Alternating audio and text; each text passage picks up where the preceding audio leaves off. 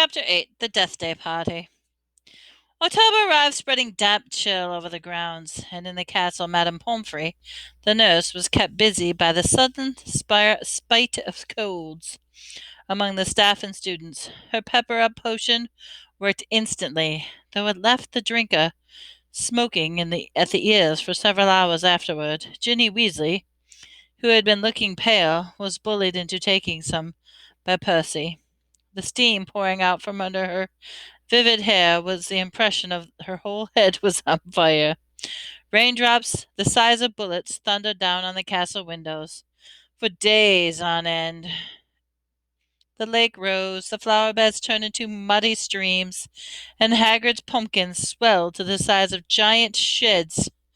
Oliver Wood's enthusiasm for regular training sessions, however, was not dampened, which was why Harry was to be found late one stormy Saturday afternoon, a few days before Halloween, returning to Gryffindor Tower drenched to the skin and splattered with mud. Even aside from the rain and the wind, it hadn't been a happy practice. Fred and George, who had been spying on the Slytherin team, had seen for themselves the speed of those new Nimbus 2000s and ones. They reported that Slytherin team was no more than 7 greenish-blue blurs shooting through the air like missiles. Harry squelched along the deserted corridor as he came across somebody who looked just as preoccupied as he was. Nearly headless Nick, the ghost of Gryffindor Tower, was staring morosely out the window, muttering under his breath, "Don't fulfill the requirements. Half an inch of that." "Hello, Nick," said Harry. "Oh, hello, hello," said nearly headless Nick, starting and looking around. He wore a dashing plumed hat and a long curly hair, and a tunic with a ruff and concealed the fact that his neck was almost completely severed. He was as pale as smoke, and Harry could see right through him in the dark sky and the torrential rains outside. "You look troubled, young Potter," said Nick, folding his transparent letter as he spoke, the tucking it inside his doublet. "So do you," said Harry. "Ah," nearly headless Nick waved the elegant hand. "A matter of no importance. It's not as though I really wanted to join, though I'd applied, but apparently I don't fulfill the requirements." In spite of his airy tone, there was a look of great bitterness on his face. "But you would think, wouldn't you," he erupted suddenly, pulling out the letter back out of his pocket, "that getting hit 45 times in the neck with a blunt axe would qualify you to join the Headless Hunt?" "Oh, yes," said Harry, who was obviously supposed to agree. "I mean, nobody wishes more than I do that it had been quick and clean, and my head would have come off properly. I mean, it would have saved me a great deal of pain and ridicule. However," nearly headless Nick took the letter open and read it furiously. "We can only accept humans or huntsmen's whose heads have been have parted completely from their bodies. You will appreciate that it would not be possible otherwise for members to participate in the hunt activities with the horseback and head juggling and the head polo. It is with great regret, therefore, that I must inform you that you do not follow our requirements. With very best wishes, Sir Patrick Delaney Pottermore." Fuming, nearly headless Nick stuffed the letter away. Half an inch of skin! Sinew holding my neck on! Harry! Most people would think that's good enough to be beheaded, but oh no, no, no, no, it's not enough for the properly decapitated Pottermore." Nearly headless Nick took several deep breaths and then said in a firm, calm tone, "So, what's bothering you? Anything I can do?" "No," said Harry, "not unless you know where we can get 7 free Nimbus 2001s for our match against Slytherin."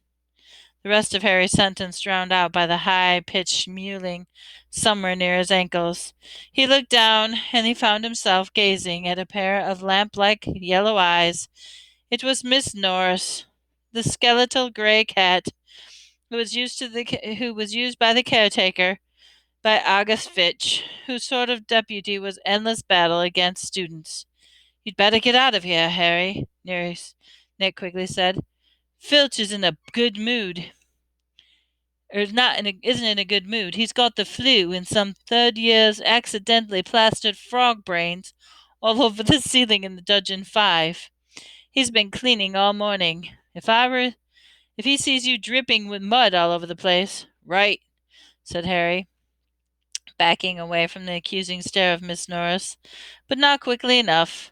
Drawn to the spot of the mysterious powder that seemed to connect him with the foul cat, Argus Filch burst suddenly through the tapestry to Harry's right, wheezing and looking wildly about for a rule breaker. There was a thick tartan scarf around his head, and his nose was unusually purple. "Filth!" he shouted, his jowls quiver, his eyes popping in alarm. "Harry's Quidditch robes. Mess! You muck everywhere! I've had enough of it! I tell you, follow me, Potter!" So Harry waved a gloomy goodbye to nearly headless Nick, followed Fitch back downstairs, doubling the number of muddy footprints on the floor. Harry had never been inside Filch's office before. It was a place where most students avoided. The room was dingy and the windowless, lit by a single oil lamp dangling from the low ceilings. A faint smell of fried fish lingered about the place. Wooden filing cabinets stood around the walls. From their labels, Harry could see that they contained details of every pupil Filch had ever punished. Fred and George Weasley had an entire drawer to themselves. A highly polished collection of chains and manacles hung on the wall behind Filch's desk. It was common knowledge that he had always been begging Dumbledore to let him suspend students by their ankles from their ceilings. Filch grabbed a quill from a pot on his desk and began shuffling around looking for parchment. "Dung," he murmured furiously. "Great sizzling dragons, bogles, frog brains, rat intestines. I've had enough! I've had enough of it! Make an example! Where is the form? Yes." He retrieved a large roll of parchment from his desk drawer, stretched it out in front of him with the black quill. "Name, Harry Potter. Crime." "It was only a bit of mud," Harry said. "It's only a bit of mud to you, boy. But to me, it's an extra hour of scrubbing," shouted Filch, a drip shivering unpleasantly to the end of his bulbous nose. "Crime, befouling the castle. Suggested sentence?" Dabbing the streaming nose, Filch squinted unpleasantly at Harry, who waited with bated breath for his sentence to fall. But as Filch loaded his pencil with a great bang on the ceiling of the office, which made the oil lamp rattle. "Peeves!" Filch roared, flinging down the quill in a transport of rage. "I'll have you this time! I'll have you!" Without a backward glance at Harry, Filch ran flat-footed from the office, Mrs. Norris streaking alongside him. Peeves was the school poltergeist, a grinning, airborne menace who lived to cause havoc and distress. Harry didn't much like the Peeves, but he couldn't help feeling grateful for his timing. Hopefully, whatever Peeves had done, and it sounded as though it had been something very big this time, would distract Filch from Henry. Thinking he should probably wait for Filch to come back, Harry sank into the moth-eaten chair next to his desk.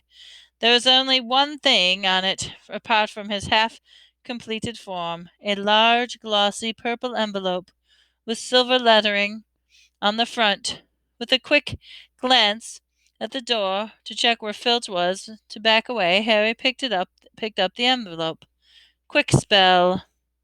A correspondence course from Beginner's Magic. Intrigued, Harry lifted the envelope, opened and pulled out the sheaf of parchment inside. More curly silvery writing on the front page says, "Feel cut off? Slept in the world of modern magic? Find yourself making excuses to perform the simple spells? Ever been haunted or lauded for your wand work? Here's the answer. Quick spell. It's an all new, full save, quick result, easy to learn course. Hundreds of witches and wizards have benefited from the quick spell method. Madame Z. Nettles of Fossborn writes, I had no memory of the incantations and my pillow uh, uh, of my potions were family a joke. Now, after Quickspill, I am the center of the attention of the parties, and friends beg for recipes. It's Centillion solution. Warlock DJ Pred of Digsbury says, my wife used to sneer at my feeble charms, but 1 month into your fabulous quick spell course, and I succeeded in turning her into a yak. Thank you, quick spell. Fascinated, Harry thumbed through the rest of the envelope's contents. Why on earth did Filch want quick spell course? Did this mean he wasn't a proper wizard? Harry was just reading the lesson one, holding your wand, some useful tips, when shuffling footsteps outside the door told him Fish was coming back. Stuffing the parchment back into the envelope, Harry threw it back on the desk when the door opened. The vanishing cabinet was extremely valuable, he was saying gleefully to Miss Norris. We'll have Peeves out this time, my sweet. His eyes fell on Harry, and then darted to the quick spell envelope, which Harry realized too late was lying 2 feet away from where he had started. Filch's pastry face went brick red. Harry braced himself for a tidal wave of fury. Filch bobbled across the desk, snatched up the envelope, and threw it into the drawer. Have you? Did you read? He sputtered. No, said Harry Lyde quickly. Filch's knobby hands was twisting together. If I thought you read my private, not that it's mine, for a friend, be that as it may. However, Harry was staring at him, alarmed. Filch had never looked madder. His eyes were pulping a tick. He was going from in one of his pouchy cheeks to the tartan scarf didn't help. Very well, go. And don't breathe a word. Not that. However, if you didn't read it, go on now. I have to write up Peeves. Report. Go. Amazed at his luck, Harry sped out of the office, up to the corridor, back up the stairs to escape Filch's office without punishment. Was it possibly some kind of school record? Harry! Harry! Did it work? Nearly Headless Nick came gliding out of the classroom behind him. Harry could see the wreckage of the large black and gold cabinet that appeared to have been dropped from great heights. I persuaded Peeves to crash it over Filch's office, said Nick eagerly. Thought it might distract him. Was that you? Harry said gratefully. Yeah, it worked. I didn't even get detention. Thanks, Nick. They set off the corridor together. Nearly Headless Nick, Harry noticed, was still holding Sir Patrick's rejection letter. I wish there was something I could do about the headless hunt, Harry said. Nearly Headless Nick stopped in his tracks, and Harry walked right through him. He wished he hadn't, though. Stepping through a ghost gave you an icy shower. But there is something you could do for me, said Nick, excitedly. Harry, would I be asking too much? But no, you won't. What is it? Said Harry. Well, this Halloween will be my 500th death day. And Nearly Headless Nick drawing himself up and looking dignified. Oh, said Harry, not sure whether he should look sorry or happy about this. Right. I'm holding a party down in the Rumia dungeons. Friends will be coming from all over the country. It would be such an honor if you would attend. Mr. Weasley and Miss Granger would be more than welcome too, of course. I dare say you'd rather go to the school feast. He watched Harry's on the tether hooks. No, said Harry quickly. I'll come. My dear boy, Harry Potter at my death day party. And He hesitated, looking excited. Do you think you could possibly mention that to Sir Patrick? How very frightening and impressive you find me. Oh, of course, said Harry. Nearly Headless Nick beamed at him. A death day party, said Hermione, kneeling when Harry had at last joined her and Ron in the common room. I bet there aren't many living people who can say they've been to one of those. It'll be fascinating. Why would anyone who was halfway through the potion's homework and grumpily sounding dead depressing to me? Rain was still splashing on the windows, which was now inky black, but inside looked bright and cheerful. The firelight glowered over the countless squashy armchairs where people were reading, talking, and doing homework. Or in the case of Fred and George, trying to find out what would happen if you fed a filibuster firework to a salamander. Had rescued the brilliant orange fire-dwelling lizard from the care of the magical creatures class, and it was now smoldering gently on a table, surrounded by a knot of curious people. Harry was at the point of telling Ron and Hermione about Filch and the Quickspell course when the salamander suddenly whizzed into the air, emitting loud sparks and bangs, and it whirled wildly around the room.